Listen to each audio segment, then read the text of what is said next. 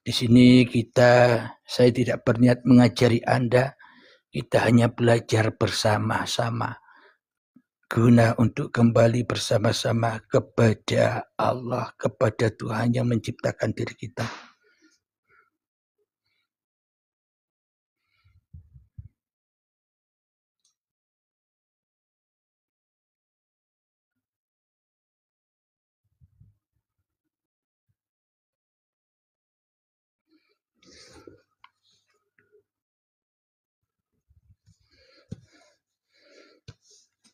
Itu judulnya wajib mentiadakan diri.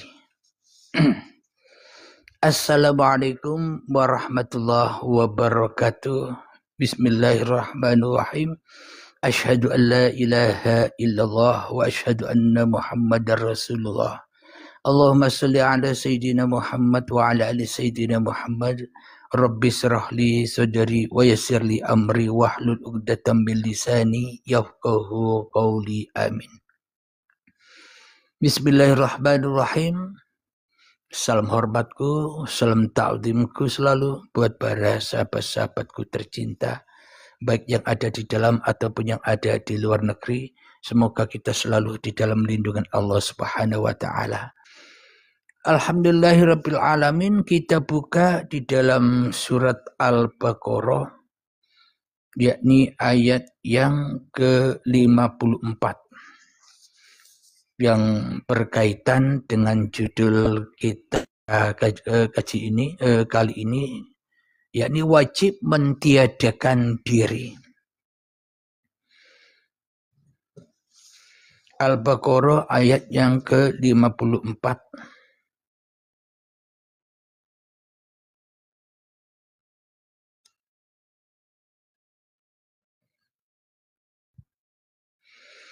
Bismillahirrahmanirrahim.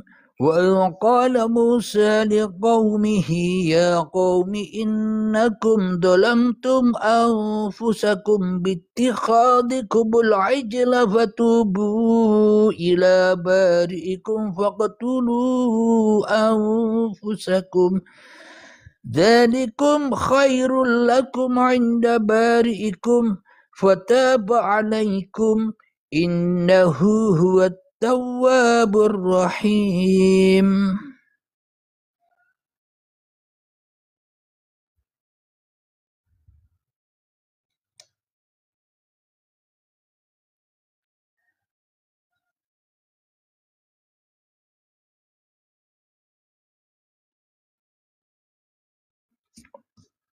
Yang artinya, dan ingatlah ketika Musa berkata kepada kaumnya, wahai kaumku, kamu benar-benar telah menzalimi dirimu sendiri dengan menjadikan patung anak sapi sebagai sesembahan.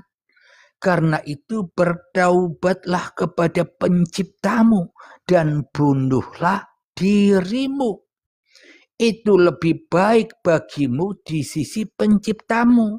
Dia akan menerima taubatmu. Sungguh dialah yang maha penerima taubat, maha penyayang. Jadi sebenarnya kalau kita tidak rela membunuh diri kita sendiri, selamanya kita tak akan pernah diampuni oleh Allah. Jadi makna bunuhlah atau tiadakan dirimu di hatimu ini maknanya ketika kita masih merasa diri kita yang ada. Ketika kita masih merasa diri kita yang hidup. Ketika diri kita masih merasa diri kita yang wujud. Yang berkuasa atas kehidupan ini. Itulah yang dimaksud kita dikatakan nyembah sapi, patung sapi betina. Jadi inilah bedanya kajian kemanusiaan dan kajian ketuhanan. Kalau kajian kemanusiaan hanya menceritakan dongeng-dongeng kaum di masa lalu. Menceritakan dongengnya kaum Nabi Musa, menceritakan dongengnya keadaan Nabi Musa. Itulah kajian kemanusiaan. Tapi kajian ketuhanan itu, yakni semua cerita yang ada di Al-Quran, yang ada di Injil, yang ada di Zabur Taurat itu sebenarnya sudah ada pada tiap-tiap diri manusia. Ayatnya wa min anfusikum, dan semua sudah ada pada dirimu masing-masing. Afala tubsirun, kenapa kamu tidak menyaksikan? Karena kita sibuk membaca dongeng, karena kita sibuk meyakini dongeng, berhayal terus. Berimannya iman kepada dongeng-dongeng belaka, hanya jari-jarinya, hanya kata-katanya, tidak mencari sendiri, tidak membaca sendiri, tidak menyaksikan sendiri di dalam dadanya. Dan ingatlah ketika Musa berkata kepada kaumnya, wahai kaumku, jadi kaum Anda siapa? Kaum saya siapa? Serulah diri Anda masing-masing, karena sesungguhnya Andalah Musa itu. Dan sesungguhnya Anda juga kaum-kaum jahiliyah itu. Anda juga kaum-kaum yang menyembah patung anak sapi itu. Anda ya Musa, Anda ya kaumnya Nabi Musa, Anda juga yang dikatakan penyembah patung sapi betina.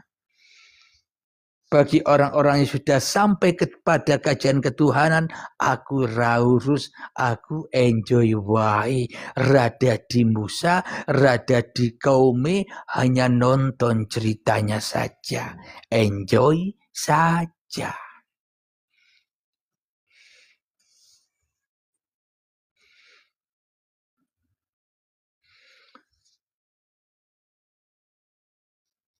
Sesungguhnya kaum yang zolim itu adalah bukan dizolimi Tuhan, tapi manusia menzolimi dirinya sendiri. Apa maknanya menzolimi dirinya sendiri? Manusia-manusia yang merasa dirinya ada, yang merasa dirinya wujud, yang merasa dirinya hidup, itulah yang dimaksud manusia kedagingan. Versi kepahaman sahabat kita orang Kristen, kedagingan.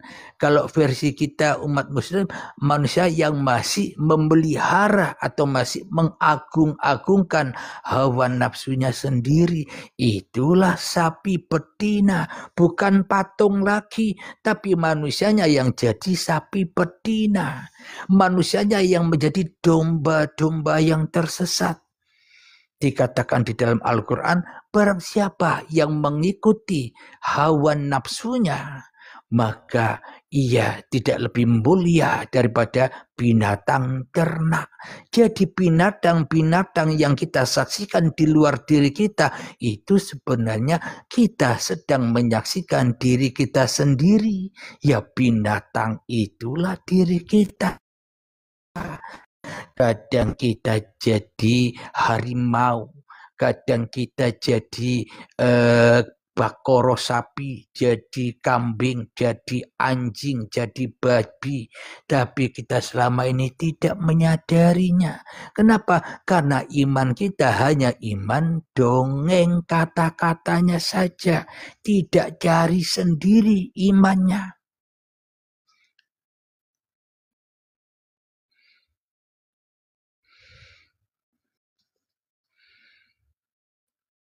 Karena itu bertobatlah kepada penciptamu dan bunuhlah dirimu.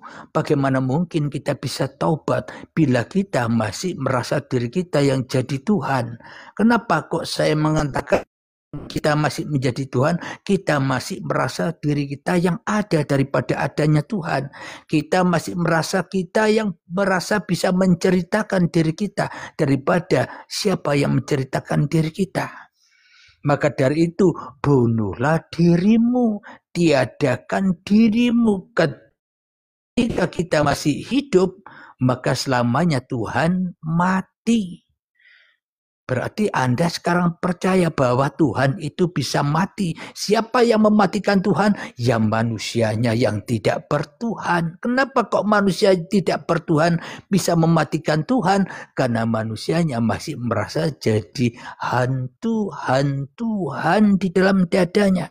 Maka manusia itulah yang disebut mati dan manusia itulah yang disebut keras hatinya melebihi kerasnya batu. Sehingga disiksa di dalam kuburan badan yang dari tanah ini.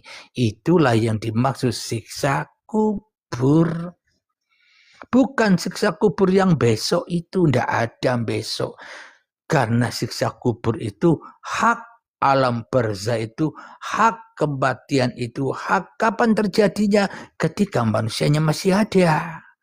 Ya sekarang inilah manusia mati, pada mati. Kenapa? Karena yang disembah, yang diabadikan di dalam hatinya masih bakoroh sapi betina, patung sapi betina, patung domba yang tersesat.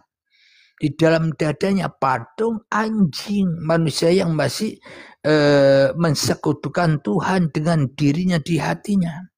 Jadi kita sendiri inilah hayawan-hayawan itu. Kadang jadi kera yang tamak. Kadang jadi buaya yang rakus, anjing yang rakus, dan sebagainya. Ya diri kita ini.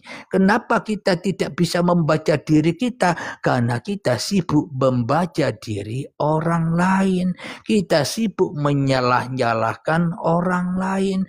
Kita sibuk mensesat-sesatkan orang lain.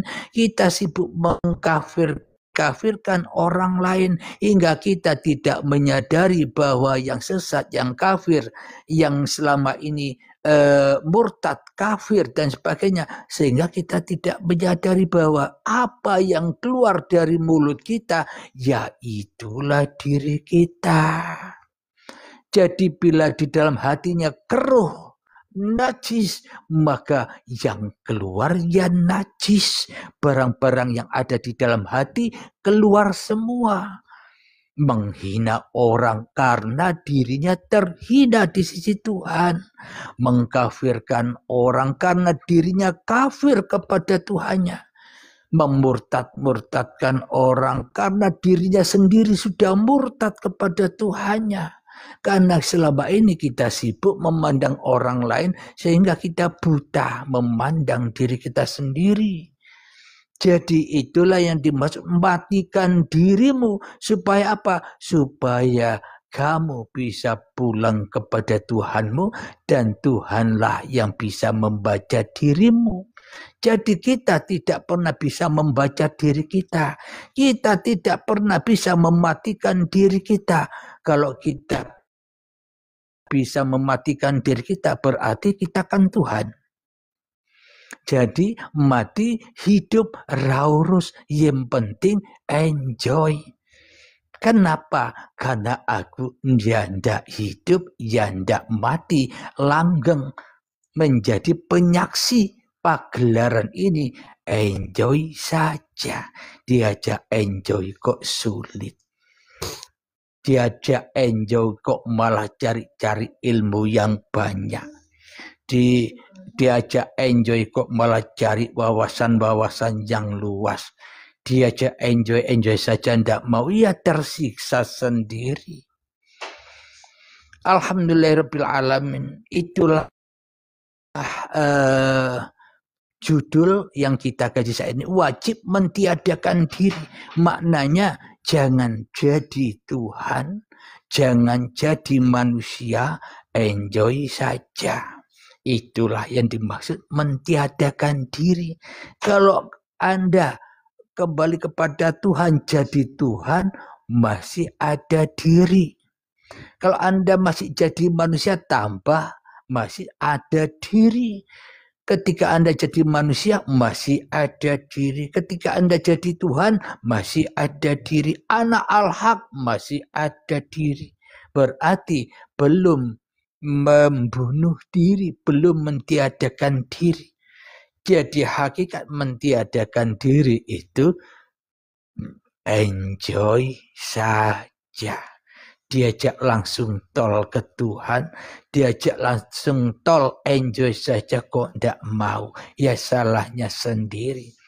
Alhamdulillah untuk judul wajib mentiadakan diri kita cukupkan, kita usaikan di sini, kita menginjak judul selanjutnya. Sebelum kita lanjut, Assalamualaikum warahmatullahi wabarakatuh. Semoga bermanfaat.